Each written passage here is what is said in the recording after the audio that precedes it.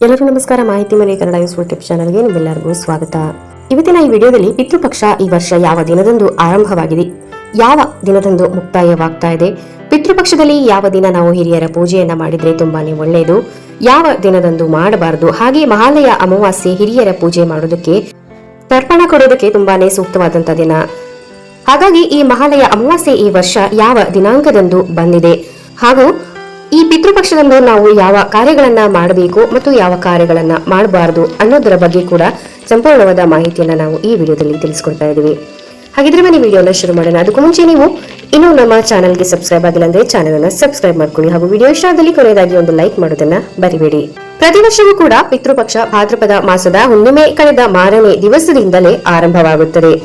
ಭಾದ್ರಪದ ಮಾಸದ ಹುಣ್ಣಿಮೆಯಿಂದ ಹಿಡಿದು ಮಹಾಲಯ ಅಮಾವಾಸ್ಯೆಯವರೆಗೂ ಕೂಡ ಪಿತೃಗಳ ಪೂಜೆಯನ್ನ ಮಾಡೋದಕ್ಕೆ ತುಂಬಾನೇ ಸೂಕ್ತವಾದಂತ ದಿನ ಅಂತ ಕರೀತಾರೆ. ಇದನ್ನ ಪಿತೃಪಕ್ಷ ಅಂತ ಕರೆಯಲಾಗುತ್ತೆ.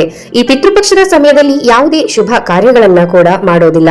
ಈ 15 ದಿನಗಳು ನಮ್ಮ ಹಿರಿಯರು ಅಂದ್ರೆ ದೈವಾಧೀನರಾದಂತವರಿಗೆ ಶ್ರಾದ್ದವನ್ನ ಮಾಡುವಂತದ್ದು, ತರ್ಪಣವನ್ನ ಕೊಡುವಂತದ್ದು, ಅವರನ್ನ ನೆನೆಸಿಕೊಂಡು ಅವರಿಗೆ ಇಷ್ಟವಾದ ಭಕ್ಷ್ಯ ಭೋಜನಗಳನ್ನ ಮಾಡಿ ಅವರನ್ನ ಸಂತೋಷ ಪಡಿಸುವಂತಹ ದಿನಗಳು. ಹಾಗಾಗಿ ಈ ದಿನಗಳನ್ನ ಪಿತೃಪಕ್ಷ ಅಂತ ಕರೆಯಲಾಗುತ್ತೆ. ಹಾಗಿದ್ರೆ ಈ ವರ್ಷ ಪಿತೃಪಕ್ಷ ಯಾವ ದಿನಾಂಕದಂದು ಶುರು ಆಗ್ತಾ ಇದೆ ಹಾಗೆ ಯಾವ ದಿನಾಂಕದಂದು ಅಂತ್ಯವಾಗ್ತಾ ಇದೆ ಅನ್ನೋದನ್ನ ತಿಳಿದುಕೊಳ್ಳೋಣ.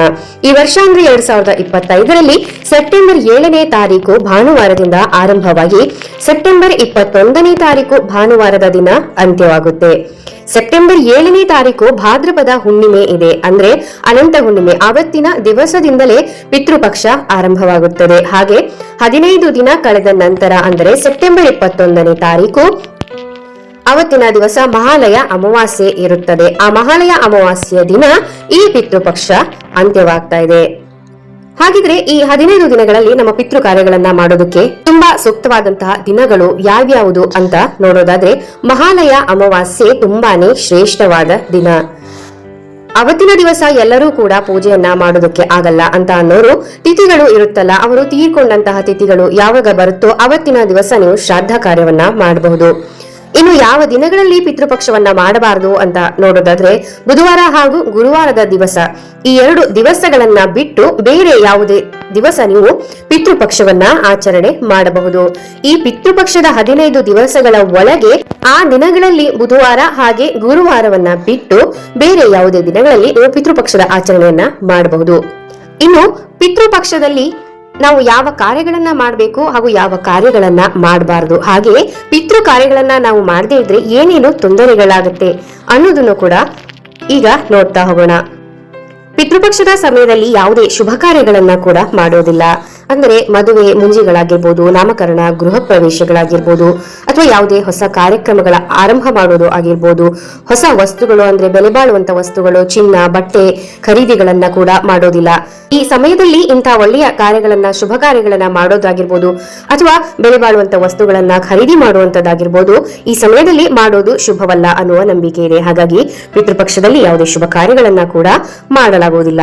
ಇನ್ನು ನಾವು ಪಿತೃಪಕ್ಷವನ್ನ ಯಾಕೆ ಆಚರಣೆ ಮಾಡಬೇಕು ಅಂತ ಅಂದ್ರೆ ಕೆಲವೊಂದು ದೋಷಗಳು ಇರುತ್ತೆ. ಅಂದರೆ ಸರ್ಪದೋಷ ಆಗಿರ್ಬೋದು, ಅಥವಾ ಸಂತಾನದಲ್ಲಿ ನಮಗೆ ಏನಾದ್ರೂ ಸಮಸ್ಯೆಗಳಾಗ್ತಾ ಇರ್ಬೋದು, ಇಲ್ಲ ಮನೆಯಲ್ಲಿ ಏನಾದ್ರೂ ಸರಿ ಇಲ್ಲ, ಅಥವಾ ಮನೆಯಲ್ಲಿ ಪದೇ ಪದೇ ಏನಾದ್ರೂ ಸಮಸ್ಯೆಗಳು ಬರ್ತಾ ಇದೆ ಅಂತ ಅಂದಾಗ ಅಲ್ಲಿ ನಾವು ಪಿತೃದೋಷ ಇದೆ ಅಂತ ತಿಳ್ಕೊಬೇಕಾಗತ್ತೆ. ಅಂದ್ರೆ ಯಾರು ಸರಿಯಾಗಿ ಪಿತೃ ಕಾರ್ಯವನ್ನ ಮಾಡೋದಿಲ್ವೋ ಅಂತವರಿಗೆ ಪಿತೃದೋಷ ಅನ್ನೋದು ಬರುತ್ತೆ. ಪಿತೃದೋಷ ಇರೋರಿಗೆ ಕೆಲವೊಬ್ಬರಿಗೆ ಸಂತಾನ ಆಗದೆ ಇರಬಹುದು, ಅಥವಾ ಮನೆಯಲ್ಲಿ ಸದಾ ಕಿರಿಕಿರಿ, ಯಾವುದು ಕೆಲಸ ಮಾಡಿದ್ರು ಅದರಲ್ಲಿ ಏಳ್ಗೆ ಇಲ್ಲದೆ ಇರುವಂತದ್ದಾಗಿರ್ಬೋದು, ಮನೆಯಲ್ಲಿ ನೆಮ್ಮದಿ ಇರುವಂತದ್ದು ಆಗಿರ್ಬೋದು, ಯಾವ ಕೆಲಸಗಳಲ್ಲೂ ಕೂಡ ನಾವು ನಷ್ಟಗಳನ್ನ ಅನುಭವಿಸ್ತಾ ಇರ್ಬೋದು, ವ್ಯಾಜ್ಯಗಳಾಗ್ತಾ ಇರ್ಬೋದು, ಅಥವಾ ಜಗಳ, ಕಿರಿಕಿರಿಗಳು, ಇಂತಹ ಕಾರಣಗಳಿಂದ ಪಿತೃದೋಷಗಳು ಬರಬಹುದಾಗಿದೆ. ಹಾಗಾಗಿ ಪಿತೃ ಕಾರ್ಯವನ್ನ ವರ್ಷವೂ ಕೂಡ ನಾವು ತಪ್ಪದೇ ಮಾಡಬೇಕಾಗುತ್ತದೆ. ಪ್ರತಿ ವರ್ಷ ಅಂದ್ರೆ ನಮ್ಮ ಪಿತೃಗಳು ಯಾವ ದಿನ ತೀರಿಕೊಂಡಿರ್ತಾರೋ ಆ ತಿಥಿಯನ್ನ ನೋಡ್ಕೊಂಡು ನಾವು ಅವತ್ತಿನ ದಿವಸ ನಾವು ಪಿತೃ ಕಾರ್ಯಗಳನ್ನ ಮಾಡಿದ್ರೆ ಪಿತೃಪಕ್ಷದಲ್ಲಿ ಅವರ ಪಿತೃ ಕಾರ್ಯಗಳನ್ನ ಮಾಡುವಂತ ಅಗತ್ಯ ಇರೋದಿಲ್ಲ. ಅಂದ್ರೆ ಅವರು ಸತ್ತಂತ ದಿನದಂದು ನಾವು ಅವರಿಗೆ ತಿಥಿಯನ್ನ ಮಾಡ್ತಾ ಇದೀವಿ ಅಂತ ಅನ್ನೋದು ಈ ಪಿತೃಪಕ್ಷದಲ್ಲಿ ಮತ್ತೆ ನಾವು ಸಪರೇಟ್ ಆಗಿ ಇಂಥ ಕಾರ್ಯಗಳನ್ನ ಅವರ ಪಿತೃ ಕಾರ್ಯಗಳನ್ನ ಮಾಡುವ ಅಗತ್ಯ ಕೂಡ ಇರೋದಿಲ್ಲ ಅಂತಾನೆ ಹೇಳ್ಬೋದು. ಅಥವಾ ಈ ಪಿತೃಗಳು ಯಾವ ದಿನ ಸತ್ತಿರ್ತಾರೆ, ದಿನ ನಕ್ಷತ್ರಗಳು ನಮಗೆ ಗೊತ್ತಿಲ್ಲ ಅಂತ ಅನ್ನೋರು ಪಿತೃಪಕ್ಷದಲ್ಲಿ ಅವರಿಗೆ ಪೂಜೆಯನ್ನ ಮಾಡಿದ್ರೆ ಅದು ಅವರಿಗೆ ಸಮರ್ಪಿತವಾಗುತ್ತೆ ಅನ್ನುವ ನಂಬಿಕೆ ಇದೆ. ಇನ್ನು ಪಿತೃಪಕ್ಷದ ಕಾರ್ಯವನ್ನ ಯಾರು ಮಾಡಬೇಕು ಅಂತ ಅಂದ್ರೆ ಯಾರು ತೀರಿಕೊಂಡಿರುತ್ತಾರೋ ಅವರ ಹಿರಿಯ ಮಗ ಮಾಡಿದ್ರೆ ತುಂಬಾನೇ ಒಳ್ಳೇದು ಅಂತ ಹೇಳ್ತಾರೆ. ಹಿರಿಯ ಮಗ ಇಲ್ಲದೆ ಇರೋರು ಕಿರಿಯ ಮಕ್ಕಳು ಕೂಡ ಮಾಡಬಹುದು. ಇನ್ನು ಯಾರು ಅವತ್ತಿನ ದಿವಸ ಕಾರ್ಯವನ್ನ ಮಾಡ್ತಾರೋ ಅವರು ತುಂಬಾ ಶ್ರದ್ಧೆಯಿಂದ ಉಪವಾಸ ಇದ್ದು ಯಾವುದೇ ರೀತಿಯಾದಂತಹ ಮಾಂಸಾಹಾರ ಸೇವನೆಯನ್ನ ಮಾಡದೆ, ಮದ್ಯಪಾನವನ್ನು ಸೇವನೆ ಮಾಡದೆ ನಾವು ದೇವರನ್ನ ಯಾವ ರೀತಿ ಶ್ರದ್ಧೆ ಭಕ್ತಿಯಿಂದ ಪೂಜೆ ಮಾಡ್ತೀವೋ ಅದೇ ರೀತಿಯಾಗಿ ಪಿತೃಗಳ ಕಾರ್ಯವನ್ನ ಕೂಡ ನಾವು ಮಾಡಬೇಕಾಗುತ್ತದೆ.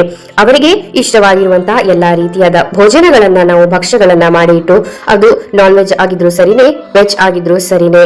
ಇಲ್ಲಾಂದ್ರೆ ಕೆಲವರು ಅವರವರ ಸಂಪ್ರದಾಯದ ಪ್ರಕಾರ ಕೆಲವೊಬ್ಬರ ಮನೆಯಲ್ಲಿ ನಾನ್ ವೆಜ್ ಅನ್ನ ಬಳಸ್ತಾರೆ, ಇನ್ನು ಕೆಲವರ ಮನೆಯಲ್ಲಿ ಅವರಿಗೆ ವೆಜ್ ಅನ್ನ ಬಡಿಸ್ತಾರೆ. ಒಟ್ಟಾರೆಯಾಗಿ ಈ ತೀರಿಕೊಂಡಿರುವಂತಹ ಹಿರಿಯರಿಗೆ ಯಾವ ಒಂದು ಭಕ್ಷ್ಯಗಳ ಮೇಲೆ ತುಂಬಾ ಪ್ರೀತಿ ಇರುತ್ತೋ ಅಂತಹ ಭಕ್ಷ್ಯಗಳನ್ನ ಆ ದಿನದಂದು ಅವರಿಗೆ ಮಾಡಿ ಇಡುವಂತಹ ಪದ್ಧತಿ ಇದೆ.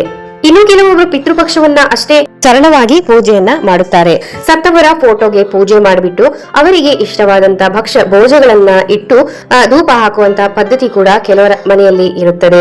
ಅಂತವರು ಆ ರೀತಿಯಾಗಿ ಮಾಡಬಹುದು. ಇನ್ನು ಮನೆ ಮುಂದೆ ಯಾರಾದರೂ ಈ ಸಮಯದಲ್ಲಿ ಭಿಕ್ಷುಕರಾಗಲಿ ಅಥವಾ ಏನನ್ನಾದ್ರೂ ಕೇಳಿಕೊಂಡು ಬಂದವರಿಗೆ ಬರೀ ಕೈಯಲ್ಲಿ ಕಳಿಸೋದಕ್ಕೆ ಹೋಗಬಾರ್ದು. ಅವರಿಗೆ ನಿಮ್ಮ ಕೈಯಲ್ಲಿ ಏನು ಸಾಧ್ಯ ಆಗುತ್ತೋ ಅದನ್ನ ಕೊಟ್ಟು ಕಳಿಸಬೇಕು. ಅಷ್ಟೇ ಅಲ್ಲದೆ ಪ್ರಾಣಿ ಪಕ್ಷಿಗಳಿಗೂ ನೀವು ಏನಾದರೂ ಹಾಕುವಂತದ್ದು ತುಂಬಾನೇ ಒಳ್ಳೆಯದು. ಪಿತೃಪಕ್ಷದಲ್ಲಿ ನಾಯಿಗಳು ಆಗಿರ್ಬೋದು ಅಥವಾ ಕಾಗೆಗಳಿಗೆ ಆಗಿರ್ಬೋದು ಆಹಾರವನ್ನ ಹಾಕಿದ್ರೆ ಬಹಳನೇ ಶ್ರೇಷ್ಠ. ಯಾಕೆಂದ್ರೆ ನಮ್ಮ ಪಿತೃಗಳು ಕಾಗೆ, ನಾಯಿ ಅಥವಾ ಯಾರದ್ದೇ ಬೇರೆಯವರ ಮುಖಾಂತರದಲ್ಲೂ ಅವರ ರೂಪದಲ್ಲೂ ಕೂಡ ನಮ್ಮ ಮನೆಗೆ ಬರ್ತಾರೆ. ಹಾಗಾಗಿ ಅವರನ್ನ ಬರೀ ಕೈಯಲ್ಲಿ ಕಳಿಸೋದು ನಮಗೂ ಕೂಡ ಶುಭ ಅಲ್ಲ. ಇನ್ನು ಪಿತೃಪಕ್ಷಗಳ ಪಿತೃ ಕಾರ್ಯಗಳನ್ನ ಮಾಡುವಂತಹ ವಿಶೇಷವಾದ ಕ್ಷೇತ್ರಗಳು ಇರುತ್ತದೆ. ಅವುಗಳಲ್ಲಿ ಪ್ರಮುಖವಾಗಿ ಕಾಶಿ ಆಗಿರ್ಬೋದು, ಗಯಾ ಆಗಿರ್ಬೋದು, ಅಥವಾ ತ್ರಿವೇಣಿ ಸಂಗಮ ಅಥವಾ ಪ್ರಯಾಗರಾಜ್ ಆಗಿರ್ಬೋದು, ಅಥವಾ 3 ನದಿಗಳು ಸೇರುವಂತಹ ಸಂಗಮ ಆಗಿರ್ಬೋದು. ಇಂತಹ ಕಡೆಯಲ್ಲಿ ಹೋಗಿ ನದಿ ಸ್ನಾನವನ್ನ ಅಥವಾ ಸಮುದ್ರ ಸ್ನಾನವನ್ನ ಮಾಡಿ ಸೂರ್ಯದೇವನಿಗೆ ಅರ್ಘ್ಯವನ್ನ ಬಿಡುವಂಥದ್ದು ಅಥವಾ ನಿಮ್ಮ ಪಿತೃಗಳಿಗೆ ತರ್ಪಣ ಬಿಡುವಂಥದ್ದು, ಪಿಂಡ ಪ್ರದಾನ ಮಾಡುವಂಥದ್ದು ಕೂಡ ಬಹಳನೇ ಶ್ರೇಷ್ಠ ಅಂತ ಹೇಳ್ತಾರೆ. ಇನ್ನು ಪಿತೃಪಕ್ಷದ ಸಮಯದಲ್ಲಿ ಯಾವ ಕೆಲಸಗಳನ್ನ ಮಾಡಬಾರ್ದು ಅಂತ ನೋಡಿದ್ರೆ, ಪಿತೃಪಕ್ಷದ ಅವಧಿಗಳಲ್ಲಿ ಮೊದಲೇ ಹೇಳಿರುವ ಹಾಗೆ ಶುಭ ಕಾರ್ಯಗಳನ್ನ ಮಾಡಲಾಗುವುದಿಲ್ಲ. ಹಾಗೇನೆ ಇಂತಹ ಅವಧಿಯಲ್ಲಿ ನಾವು ಯಾರ ಹತ್ತಿರನೂ ಕೂಡ ಸುಳ್ಳನ್ನ ಮಾತಾಡಬಾರದು. ಇದರಿಂದ ಅವರ ಮನಸ್ಸಿಗೆ ನೋವಾಗುವಂತಹ ನಿಂದನೆಯ ಪದಗಳನ್ನ ಕೂಡ ನಾವು ಬಳಸಬಾರದು. ಈ ಅವಧಿಯಲ್ಲಿ ಯಾರಿಗೂ ನೀವು ಮೋಸವನ್ನ ಕೂಡ ಮಾಡಬಾರದು. ಮದ್ಯ ಸೇವನೆ ಆಗಿರಬಹುದು, ಕೆಟ್ಟ ಕೆಲಸಗಳನ್ನ ಕೂಡ ನಾವು ಮಾಡಬಾರದು. ಪಿತೃಪಕ್ಷದ ಅವಧಿಯಲ್ಲಿ ನೀವು ಈ ತಪ್ಪುಗಳನ್ನ ಮಾಡೋದ್ರಿಂದ ಪಿತೃಗಳ ಕೋಪಕ್ಕೆ ಗುರಿಯಾಗುತ್ತೀರಾ. ಇನ್ನು ಕೆಲವರು ಈ ಪಿತೃಪಕ್ಷದ ಅವಧಿಯಲ್ಲಿ ಬ್ರಹ್ಮಚರ್ಯವನ್ನ ಕೂಡ ಅನುಭವಿಸುತ್ತಾರೆ. ಹಾಗೆ ಪಿತೃಪಕ್ಷದ ಸಮಯದಲ್ಲಿ ಮದ್ಯಪಾನ, ವಿಳ್ಯದೆಲೆ, ಬದನೆಕಾಯಿ, ಈರುಳ್ಳಿ, ಮಾಂಸಾಹಾರ, ಬಿಳಿ ಎಳ್ಳು, ಸೋರೆಕಾಯಿ, ಮೂಲಂಗಿ, ಬೆಳ್ಳುಳ್ಳಿ, ಹಳೆಯ ಅಥವಾ ಹಳಸಿದ ಆಹಾರಗಳು, ಸಾಸಿವೆ, ಸೊಪ್ಪು, ಬೇಳೆ, ಕಪ್ಪು ಉಪ್ಪು ಇಂತಹ ಕೆಲವೊಂದು ಪದಾರ್ಥಗಳನ್ನ ಕೆಲವರು ಸೇವಿಸುವುದಿಲ್ಲ. ಇವುಗಳ ಸೇವನೆ ಮಾಡುವುದರಿಂದ ಪಿತೃಗಳು ನಮ್ಮ ಮೇಲೆ ಕೋಪಿಸಿಕೊಳ್ಳುತ್ತಾರೆ ಎಂಬ ನಂಬಿಕೆಯೂ ಕೂಡ ಇದೆ.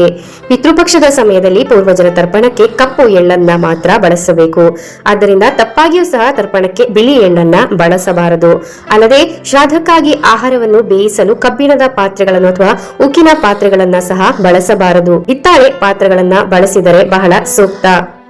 ನೋಡಿದ್ರಲ್ಲ, ಪಿತೃಪಕ್ಷವನ್ನ ಯಾವ ದಿನದಂದು ಆಚರಿಸಲಾಗುತ್ತದೆ ಮತ್ತು ಯಾವ ರೀತಿಯಾಗಿ ಆಚರಿಸಲಾಗುತ್ತದೆ, ಅದರಿಂದ ಯಾವ ಕಾರ್ಯಗಳನ್ನ ಮಾಡಬೇಕು, ಯಾವ ಕಾರ್ಯವನ್ನ ಮಾಡಬಾರದು, ಈ ಪಿತೃಪಕ್ಷ ಯಾವಾಗ ಆರಂಭವಾಗಿ ಯಾವಾಗ ಅಂತ್ಯ ಆಗ್ತಾ ಇದೆ ಅನ್ನೋದರ ಬಗ್ಗೆ ಸಂಪೂರ್ಣವಾದ ಮಾಹಿತಿಯನ್ನ ನಾವು ಈ ವಿಡಿಯೋದಲ್ಲಿ ತಿಳಿಸ್ಕೊಟ್ಟಿದ್ದೇವೆ. ಈ ಮಾಹಿತಿ ನಿಮ್ಗೆ ಇಷ್ಟ ಆಗಿದ್ರೆ ವಿಡಿಯೋನ ಲೈಕ್ ಮಾಡೋದನ್ನ ಮರಿಬೇಡಿ. ಹಾಗೆ ನೀವು ಇನ್ನೂ ನಮ್ಮ ಚಾನಲ್ ಅನ್ನ ಸಬ್ಸ್ಕ್ರೈಬ್ ಆಗಿಲ್ಲ ಅಂದ್ರೆ ಚಾನಲ್ ಅನ್ನ ಸಬ್ಸ್ಕ್ರೈಬ್ ಮಾಡ್ಕೊಳ್ಳಿ. ಮತ್ತೊಂದು ಉಪಯುಕ್ತ ಮಾಹಿತಿಯೊಂದಿಗೆ ಮತ್ತೆ ಸಿಗ್ತೀವಿ. ಅಲ್ಲಿವರೆಗೂ ನಗ್ತಾ ಇರಿ. ಶುಭ ದಿನ. ಧನ್ಯವಾದಗಳು. ಸರ್ವೇ ಜನ ಸುಖಿನೋ ಭವಂತು.